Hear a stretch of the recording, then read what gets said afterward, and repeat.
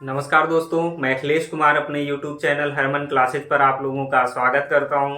दोस्तों, आपको पता है कि आपके पेट एग्ज़ाम का एडमिट कार्ड भी आ गया है और जो आपका पेट एग्ज़ाम होना है वो 15-16 अक्टूबर को डिसाइडेड है। तो दोस्तों, इस समय सबसे ज़्यादा आपको ज़रूरत है रिवीजन की और प्रैक्टिस की। प्रैक्टिस मैथ रीजनिंग में और डीआई में, और रिवीजन और सब्जेक्टों में। तो डीआई लेकिन इन सब में सबसे महत्वपूर्ण पार्ट है आपका डीआई में, क्योंकि 20 क्वेश्चन आएंगे। 10 आपका क्या रहेगा, टेबल से रहेगा, और 10 किससे रहेगा, ग्राफ से। तो ये दोस्तों जो ये पार्ट है आपका बहुत ही इंपॉर्टेंट हो जाता है। सिर्फ इसमें आपको प्रैक्टिस की जरूरत है। डेली अगर 1 से 1.5 घंटे आप प्रैक्टिस करते हैं तो आप अच्छा स्कोर कर सकते हैं।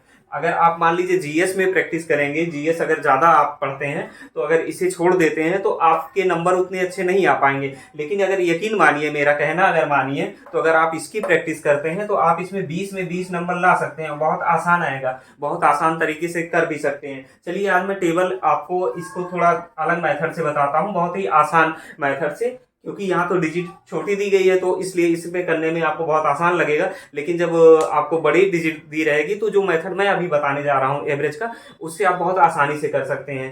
दोस्तों, हमारे चैनल को आप लोग सब्सक्राइब भी कीजिए और वीडियो को लाइक कीजिए और अपने दोस्तों में शेयर भी कीजिए। इसी तरीके से दोस्तों हमारा भी हौसला बढ़ेगा और हम लोग आपको और अच्छे से पढ़ाने की कोशिश करेंगे और अच्छा वीडियो भी देंगे। अभी आने वाले समय में हम लोग आपका वीडियो वीडियो का कोर्स लॉन्च करने के लिए प्रयासरत हैं कि आप लोगों को वीडियो की भी तैयारी करा सकें। उसके बाद हम लोग आर ओ के लिए भी आपके लिए सोचा जा रहा है कि आर ओ की भी आपकी तैयारी कराया जाए। मेन फोकस आर ओ और सुपर टेट के लिए है। किसके लिए? सुपर टेट के लिए इस पे मेन फोकस किया जा रहा है कि जिससे आप लोगों की तैयारी में बहुत हेल्प मिल सके। और हम आप लोगों को नोट्स भी प्रोवाइड कराएंगे और कोशिश करेंगे कि उसकी कोई कास्ट ना लिया जाए। और नोट्स आपको जितने भी नोट्स मिल रहे हैं उससे आपको अच्छे नोट्स को प्रोवाइड कराने की कोशिश की जाएगी। लेकिन चलिए, बहरहाल हम लोग पेट की बात करते हैं और पेट में हम लोग डीआई पढ़ रहे हैं। डीआई की हम लोग 26 क्लास कर चुके हैं। आज हमारी 27वीं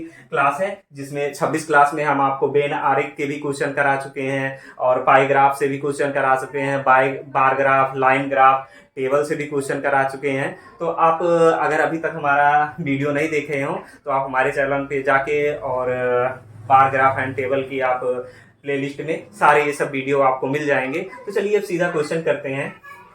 आपका क्वेश्चन है कि दी गई सारणी का अध्ययन करके निम्न प्रश्नों का आपको उत्तर देना है। तो ये जो आपकी सारणी है, ये सारणी दिखा रही है कि विभिन्न वर्षों में 4 बैंकों द्वारा वितरित किए गए करोड़ों रुपए में ऋण है। ये जो आपके 4 बैंक हैं ए बी सी डी, ये विभिन्न वर्ष 7, 8, 9, 10 में क्या कर रहा है कि ऋण दे रहा है। किसमें? करोड़ों रुपए में। जैसे ए 2007 में 18 करोड़ देता है, 2008 में आपका 23 करोड़ देता है, 2009 में 45 करोड़ देता है। उसके बाद यहाँ कुल योग दिया गया है। इन चारों बैंकों द्वारा 2007 में 87 करोड़ लोन दिया गया है। उसके बाद 2008 में 104 करोड़ लोन दिया गया है। ऐसे दिया गया है। तो चलिए देखते हैं पहला क्वेश्चन कह क्या रहा है। पहला क्वेश्चन है, किस वर्ष में सभी बैंकों द्वारा कुल मिलाकर दी गई ऋण राशि उपरोक्त वर्षों में दी गई औसत ऋण राशि के निकटतम हो गई।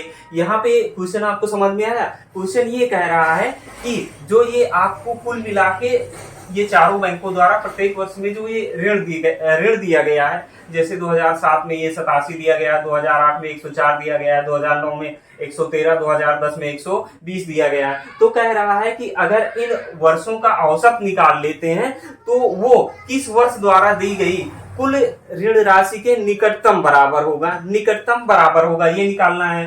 तो चलिए अब देखते हैं। देखिए, हम क्या करना है, हमें इसका औसत निकालना है। क्या निकालना है? औसत निकालना है। हमें निकालना है क्या?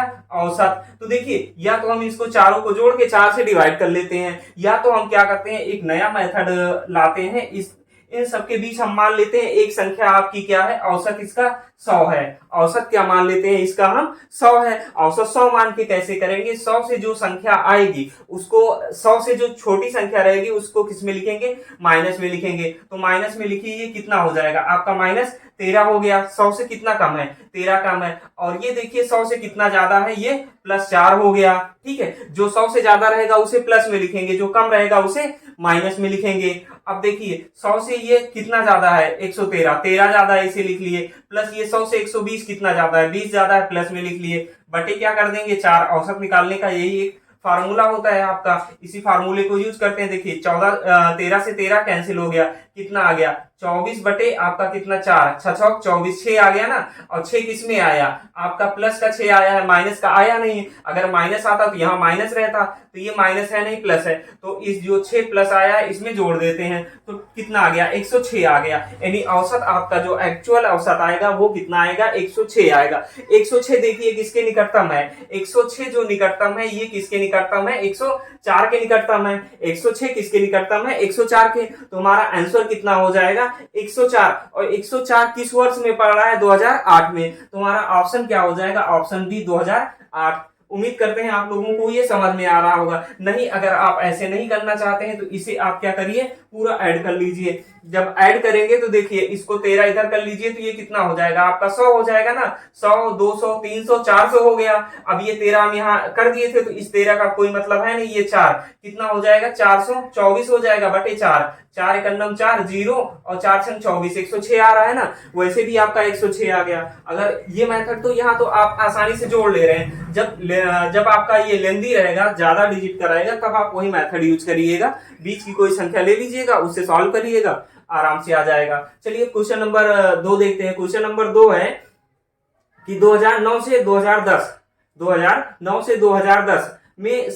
2010 में सभी बैंकों द्वारा मिलाकर दी गई कुल ऋण राशि में वृद्धि का प्रतिशत क्या था। यानी 2009 से 2010, यहां से यहां की बात कर रहा है। 2009 से जो कुल मिला के जो ऋण राशि दी गई है, यानी 113 2009 में दी गई है, 2010 में 120 दी गई है।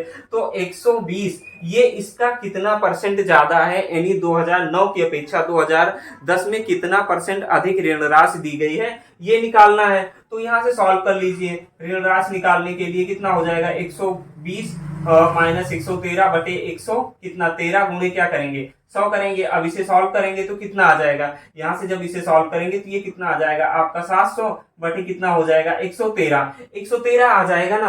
अब देखिए ये तो 6, अगर 6 बार डिवाइड करेंगे, अगर 100 होता तो आपका आंसर डायरेक्ट आ जाता, वहां करने की जरूरत ही नहीं थी ये बताने की। तो लेकिन ये कितना है 13 है और ये 700 है, 6 बार ले जाते हैं तो 13 छंग 78 हो जाएगा ना। यानी 600 कितना आ जाएगा आपका 678 आ जाएगा।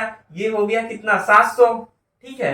माइनस, अब इसको माइनस कर दीजिए, कितना आ गया 22 आ गया, 22 आ गया ना। यानी ये कितना हो जाएगा 6 सही 22 बटा 113, यही क्या हो जाएगा, इतना परसेंट की क्या हुई आपकी वृद्धि हुई। तो इसका ऑप्शन क्या हो जाएगा, ऑप्शन बी आपका सही हो जाएगा। ये समझ में आ रहा है कैसे हुआ भाई, हमने 6 बार इसमें ले गया, आप वहां डिवाइड करके देख लीजिएगा। 6 का नम 6, 13 छंग कितना होता है 78 होता है, यानी 600 क्या होगा 78 होगा। अगर हम 7 बार ले जाते 700 हो जाता, और 13 सतह कितना होता है 91, 791 ज्यादा हो जाता, तो हमें कम ही ले जाना है, और कम ले जाना है माइनस कर लेते हैं। तो यही हमारा क्या हो गया आंसर हो गया। अब इसके बाद क्वेश्चन नंबर 3 देखेंगे। 3 देखते हैं। क्वेश्चन नंबर 3 आपका कह रहा है कि किस वर्ष में बैंकों ए और बी द्वारा दी गई कुल ऋण राशि बैंकों सी और डी द्वारा दी गई कुल ऋण राशि के ठीक बराबर है। तो आपको ये बताना है कि किस वर्ष बैंक ए और बी द्वारा इनके द्वारा दी गई कुल ऋण राशि और सी डी द्वारा दी गई कुल ऋण राशि आपस में ठीक बराबर थी, मतलब कि कम ज्यादा नहीं, ठीक बराबर, एग्जैक्ट। तो किस वर्ष थी आप देख लीजिए, जोड़ लीजिए, इकाई डिजिट ही जोड़िएगा, वहां से तुरंत पता चल जाएगा। आप देखिए 8 7 कितना हो जाएगा 15, इकाई डिजिट 5 आ रही है, 9 3 12, इकाई डिजिट 2 आ रही है। दोनों इक्वल होंगे नहीं, जब इकाई डिजिट इक्वल हो जाएगी तो सब इक्वल हो जाएंगे। अब यहाँ से देखिए ये 3 3 कितना होता है 6 होता है, 9 दूनी 18, यहाँ भी ये 6 हो रहा है, ये 8, ये भी इक्वल नहीं है। ये कितना हो रहा है 8 5 13, 3 आ रहा है, 8 2 10, यहां से कितना आ रहा है 0 आ रहा है, ये भी इक्वल नहीं है। यहां देख लीजिए ये कितना आ रहा है, 0 में 1 जोड़ेंगे 1, 7 2 9, एक भी आपका इक्वल नहीं आ रहा है ना। तो इसका मतलब क्या हो जाएगा, इसमें देखिए ऑप्शन डी दिया गया है, इनमें से कोई नहीं, यानी इनमें से किसी भी वर्ष में ठीक इक्वल नहीं होगी। यानी बी और डी ए और बी द्वारा दी गई कुल राशि सी और डी द्वारा दी गई कुल राशि के ठीक इक्वल किसी भी वर्ष में नहीं होगी। भाई इकाई डिजिट हमें या तो हम पूरा जोड़े या तो इकाई डिजिट जोड़ ले। अगर इक्वल तभी होगा, जैसे यहाँ पे हम क्या लिखते हैं 231 लिखते हैं, तो यहाँ भी 231 तभी इक्वल होगा, यानी दहाई दहाई इक्वल होना चाहिए, सैकड़ा सैकड़ा, इकाई इकाई। तो हम क्या करते हैं, सिर्फ इकाई वाला जोड़ लेते हैं, इकाई वाला देख लेते हैं, अगर इक्वल है तो फिर आगे प्रोसेस करेंगे, नहीं तो नहीं करेंगे। जब इकाई इक्वल नहीं है तो हम फालतू का काहे जोड़े। तो ये समझ में आ गया होगा। अब चलिए क्वेश्चन नंबर 4 देखते हैं। क्वेश्चन नंबर 4 कह रहा है कि 2010 में किस बैंक द्वारा दी गई ऋण राशि सभी बैंकों द्वारा कुल मिलाकर दी गई ऋण राशि के 30% से अधिक थी। यानी कह रहा है 2010 की बात कर रहा है, 2010 में सभी बैंकों द्वारा दी गई ऋण राशि, ठीक है, किस बैंक द्वारा दी गई ऋण राशि, सभी बैंकों द्वारा कुल मिलाकर दी गई ऋण राशि। तो 2010 में सभी बैंक द्वारा कितना ऋण राशि दी जा रही है, 120 दी जा रही है ना, 120 करोड़। तो कह रहा है दी गई ऋण राशि से 30% से अधिक है। तो इसका आप क्या निकाल लेंगे, 30% निकाल लीजिए, इसका 30% निकालिए। ये 1 0 से 1 0 कैंसिल, कितना 12 यही 36, यानी 36 करोड़ आ रहा है ना। और क्वेश्चन यही कह रहा है कि जो 2010 में ऐसी कौन सी बैंक है जो कुल मिलाकर दी गई सभी बैंकों द्वारा मिलाकर दी गई ऋण राशि के 30% से ज्यादा ऋण देती है। तो वो बैंक आपकी कौन सी है, वो बैंक ये आपकी हो जाएगी 41 करोड़ की देगी। 41 करोड़ कौन सी बैंक दे रही है, बैंक बी दे रही है। तो 2010 में जो इसके 30% से ज्यादा ऋण दे रही है वो दे रही है बैंक बी, यानी ऑप्शन बी आपका क्या हो गया, सही हो गया। तो दोस्तों हमारे चैनल को सब्सक्राइब भी कीजिए और अपने दोस्तों में शेयर कीजिए। जय हिंद।